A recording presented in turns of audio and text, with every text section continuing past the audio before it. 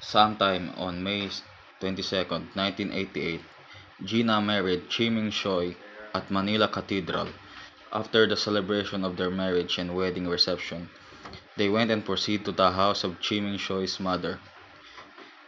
They slept together on the same bed, on the same room, for the first night of their married life.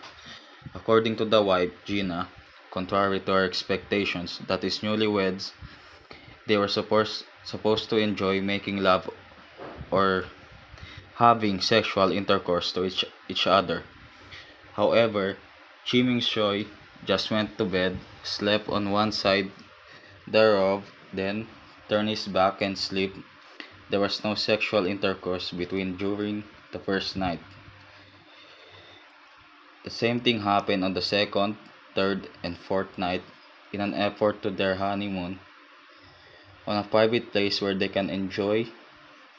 During as a husband and wife, they went to Baguio City, but they did so together with other relatives. They were all invited by Chiming Shoy to join them.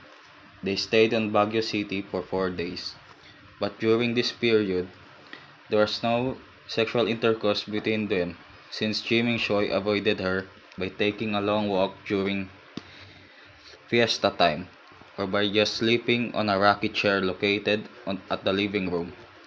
They slept together on the same room and on the same bed since May 22, 1988 until March 15, 1989, but during this period, there was no attempt of sexual intercourse between them. She claims that she did not see her husband's private part, nor did she sees her. Because of this, they submitted themselves on medical examination to neurologists.